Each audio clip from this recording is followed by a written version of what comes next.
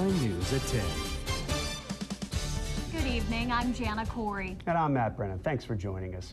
Topeka is one step closer to a river paradise. And now a flood of opinions are coming in about how riverfront development would impact Topeka. 49 News reporter Natasha Trelfa joins us now live in the newsroom with more on how the plans sped up today. Natasha? Jana, Governor Sebelius signed Senate Bill 575 today, giving the okay for the city to move forward with plans to build up the Topeka riverfront.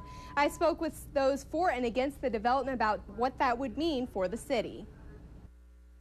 But we need to take a look at a plan and see what we can do and see if it's something that we can move forward on piece by piece. It all won't happen at once.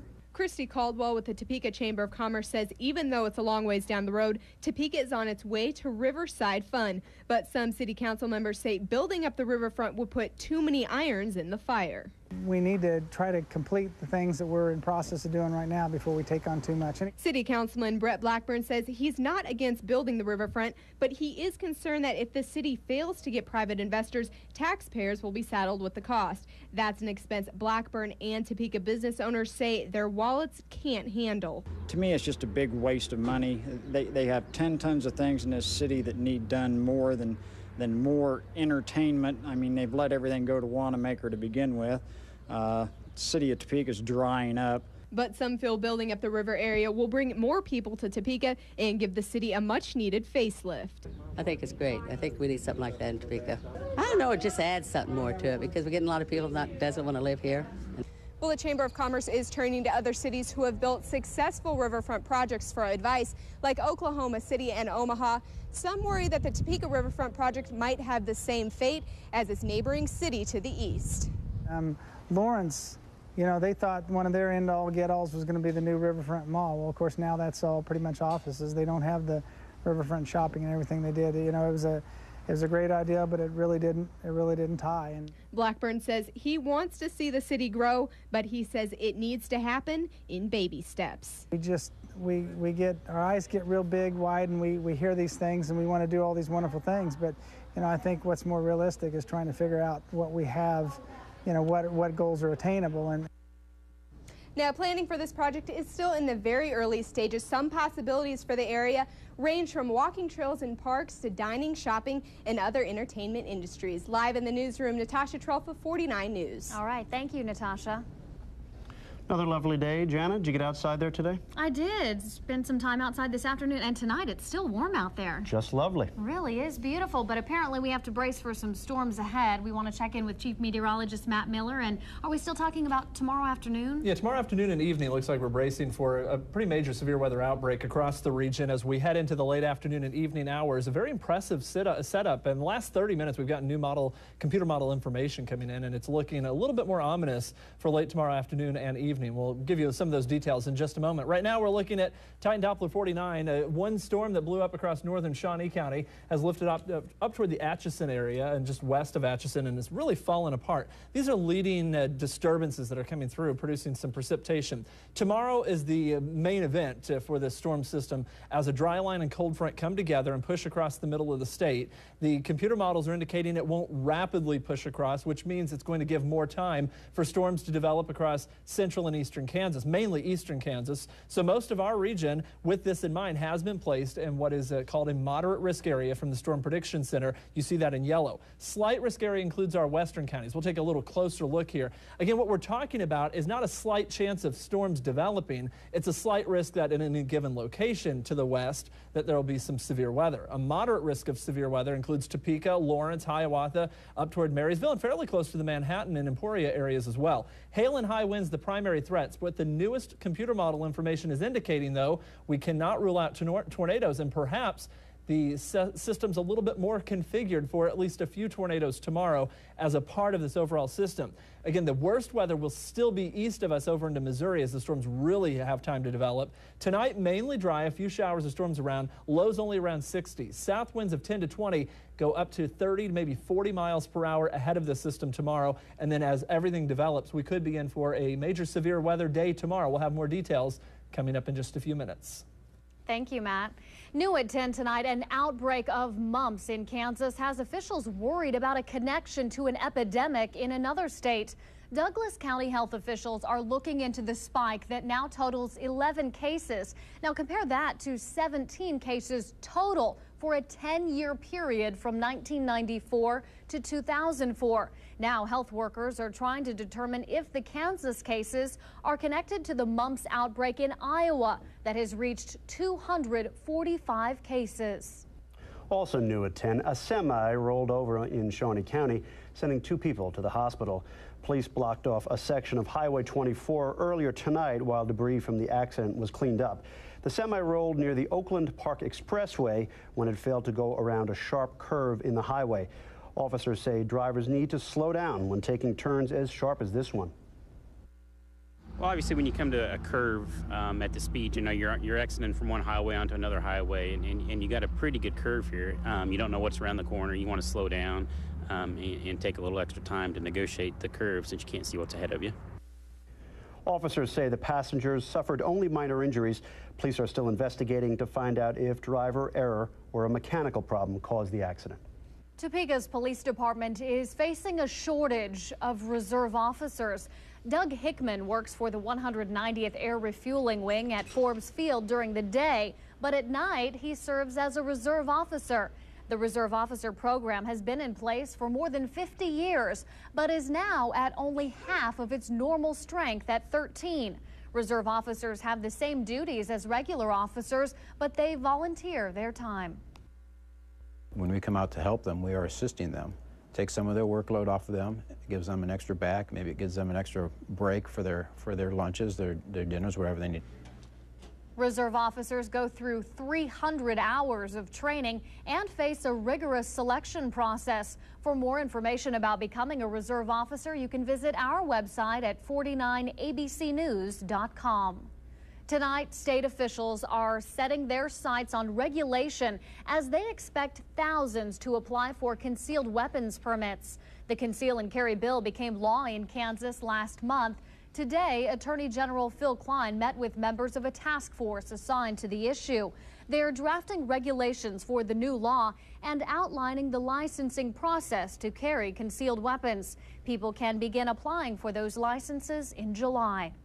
Some lawmakers want to take sex education in the classrooms one step further and add abortion education to the list of covered topics.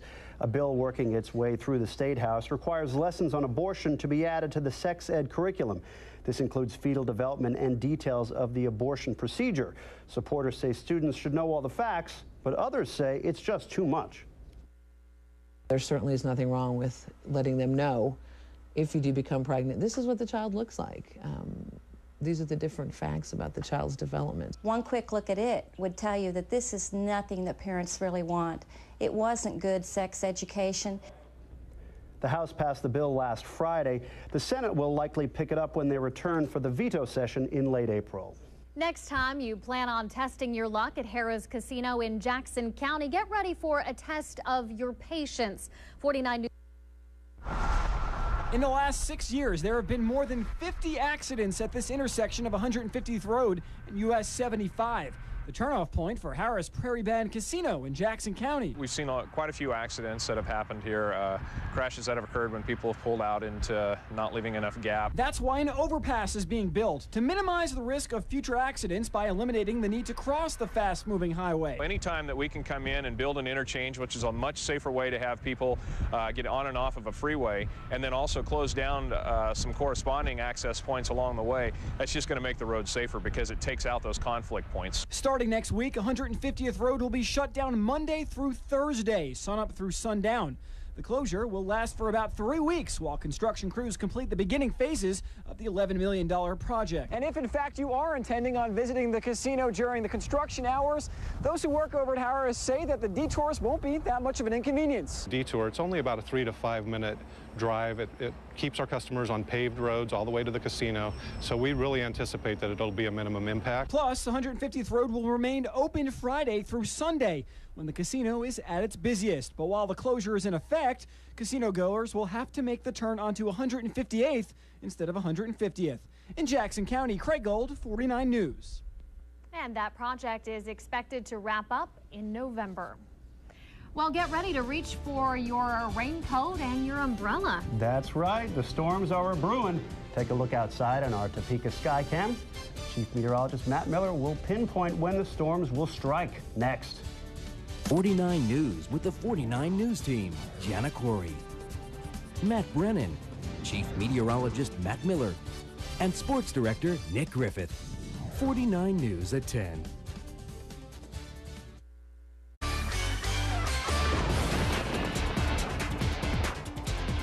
Well, good evening to you. We've got a potential for severe weather tomorrow. We're looking a little bit more ominous than it was even earlier in the day today, as the newest computer information coming in, even within the last 35 minutes, has really shown a marked increase on all of the parameters we look for severe weather, all kind of coming together late tomorrow afternoon and evening across parts of eastern Kansas. We'll talk more about that in just a few minutes. Right now outside, we do have strong gusty south winds and more humid conditions, a muggy night out there, and very warm for this time of year. We're way above our normal high at this hour.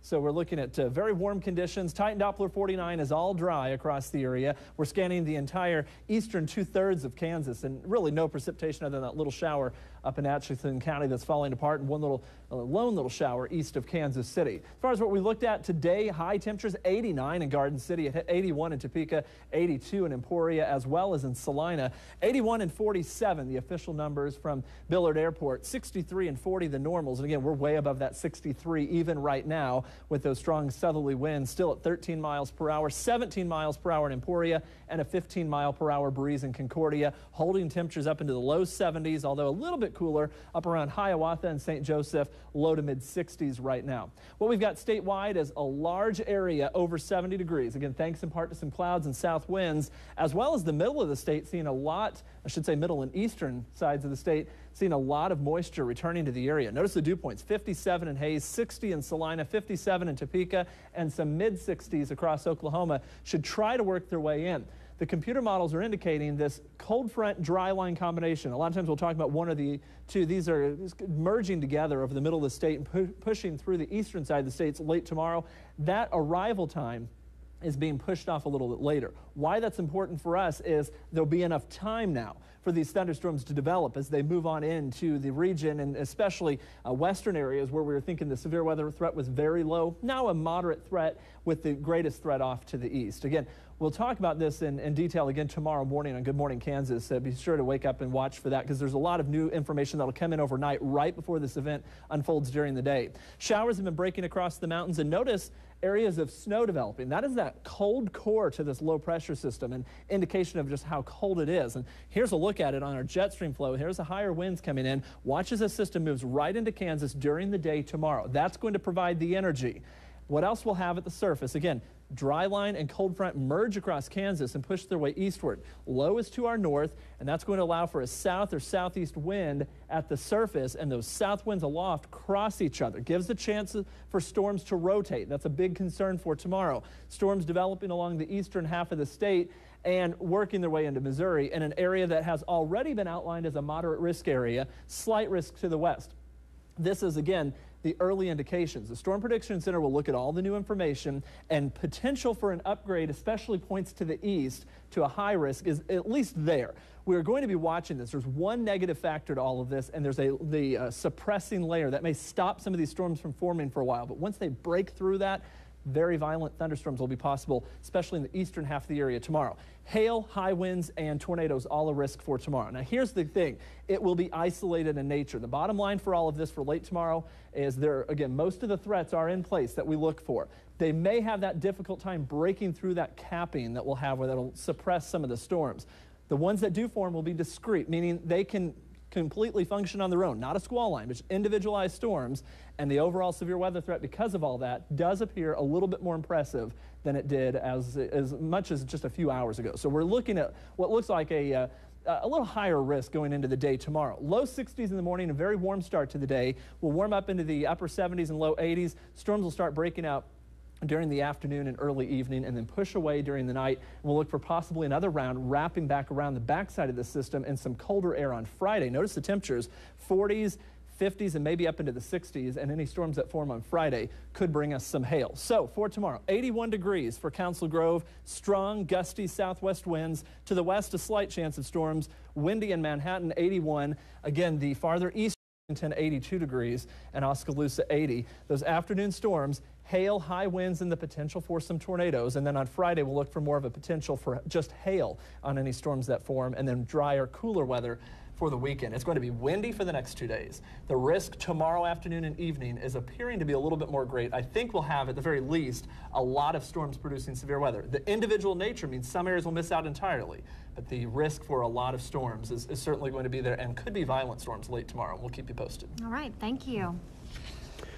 Well, in the midst of a highly publicized investigation into rape allegations against members of the Duke University lacrosse team, the team's coach stepped down today.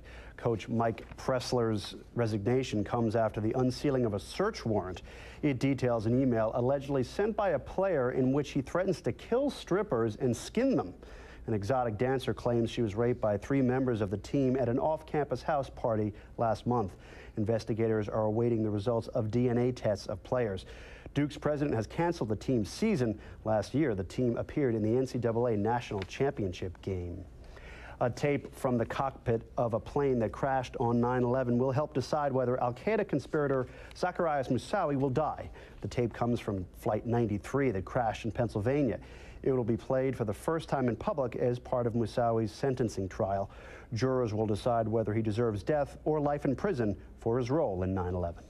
A Homeland Security Department spokesman is in jail tonight, accused of trying to lure a 14-year-old girl over the internet.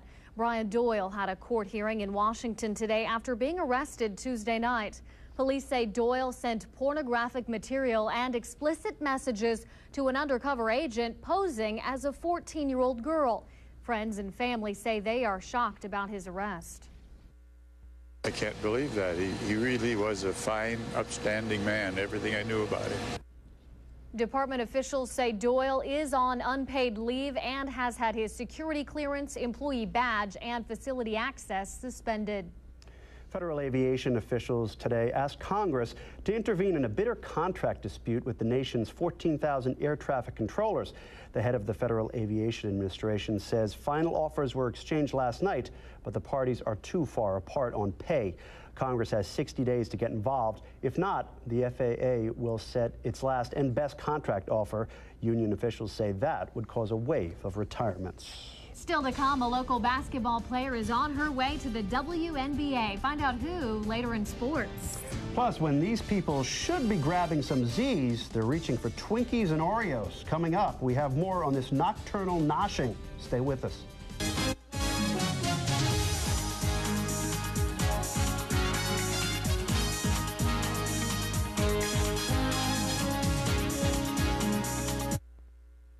Shore Pond is having 49 News at 10. Recently, the sleeping pill Ambien was blamed for people unwittingly getting up in the middle of the night to eat. But as 49 News health reporter Jessica Lovell explains, that medication may not be the only culprit.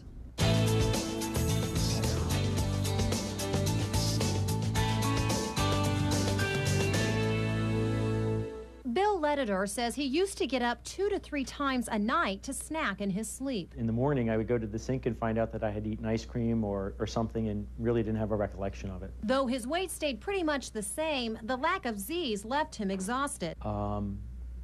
I'm not sure why I was doing it. Researchers at the University of Pennsylvania say it could be one of several reasons. For instance, bad eating habits can trigger night eating syndrome. People oftentimes don't eat breakfast. They might eat a lunch, although that might even be delayed, and they'll eat 25% or more of their food after the evening meal. Depression and stress have been associated with night eating, and in a recent study, Dr. Lundgren linked it to alcohol abuse and obesity. Obese people actually had 5 times the likelihood of meeting criteria for night eating syndrome compared to normal weight individuals. In another study, doctors wanted to see if an antidepressant could curb nocturnal noshing. These are drugs that affect serotonin, and they can help depression, but also other conditions like anxiety disorders, and now it looks like night eating syndrome. Dr. O'Riordan says 70% of participants showed improvement of their symptoms. Of those who get better with the medication, 50% will get better in the first 4 weeks, but the other 50% is in the second 4 weeks. Bill took part in the study.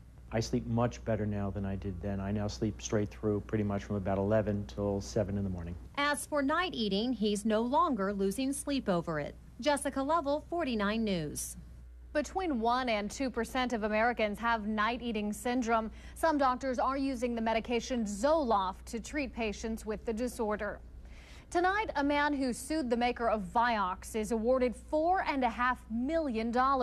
A New Jersey jury found Merck liable for John McDarby's heart attack. The man's attorney calls the victory against drug maker Merck, quote, a victory for 100,000 Americans who had heart attacks from Vioxx.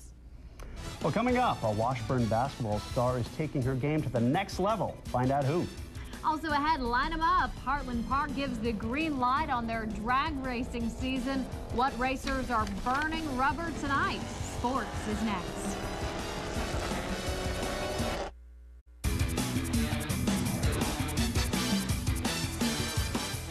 Well, it was announced today that Washburn's Jennifer Harris is taking her game to the professional level.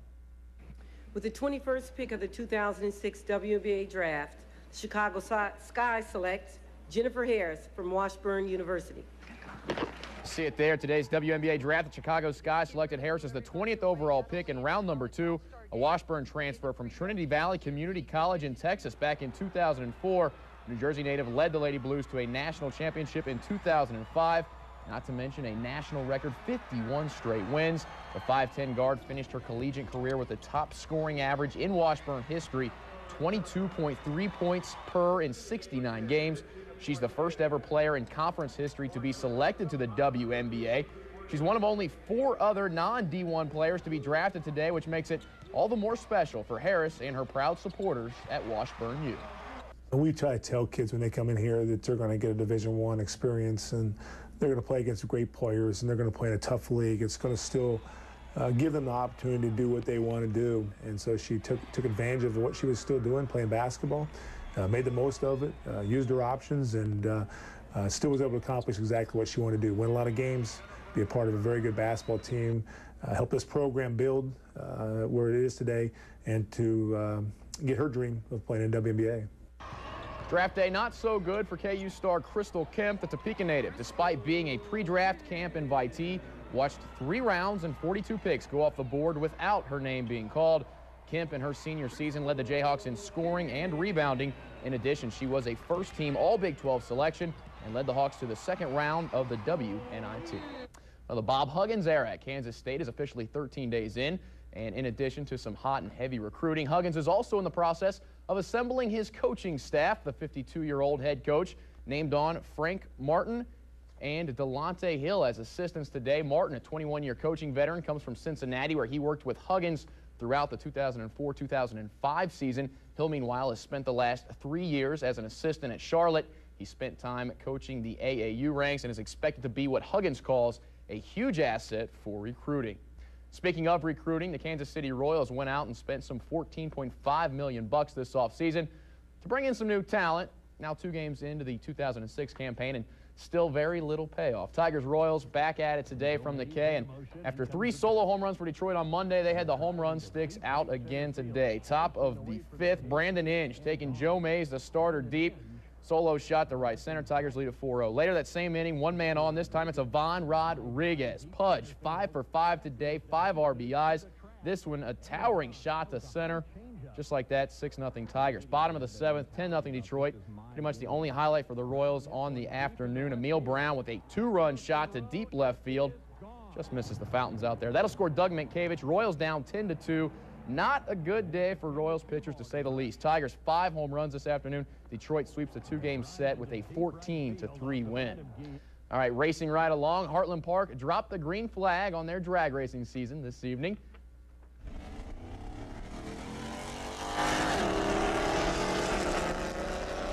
Oh, yeah. First of 10 street legal drag showdowns revved into action. Everything from souped-up muscle cars to crotch rockets to baby dragsters, and well, even your run-of-the-mill Dodge Neon made an appearance at the open registration drag series. For just $10, any driver driving pretty much any type of vehicle can compete in either grudge and or time trial racing. The driver gets several passes down the strip, each time enhancing his need for speed. You let loose, it just goes, and it throws throws you back in the seat. It'll be about a 2G acceleration initially, and then it dwindles down as you go down the stretch. You know, it's fun. All right, so we had a little problem with the audio there. Anyways, more news weather coming up right after the break. But first, here's a look at the complete college baseball and softball scoreboard.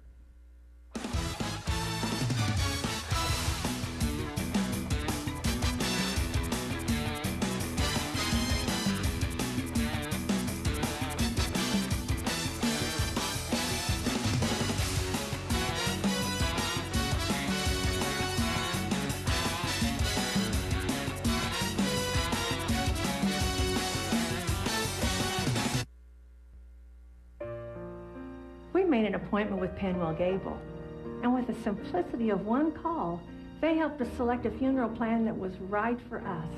A lovely space at Penwell Gable's Memorial Park Cemetery and a beautiful granite marker. And Penwell Gable worked within our budget, saving us a lot of money. And now we have peace of mind, and our family won't have to worry about planning our funerals. Penwell Gable Funeral Homes, Crematories, and Cemeteries, a tradition of caring since 1893. A potential for a severe weather outbreak tomorrow, especially in the area shaded in yellow, and a moderate risk for severe storms. Those storms could have hail, damaging winds, and even the threat of tornadoes as we head into the late afternoon and evening hours tomorrow. We'll keep you posted. Thanks for joining us. Have a great evening. Good night.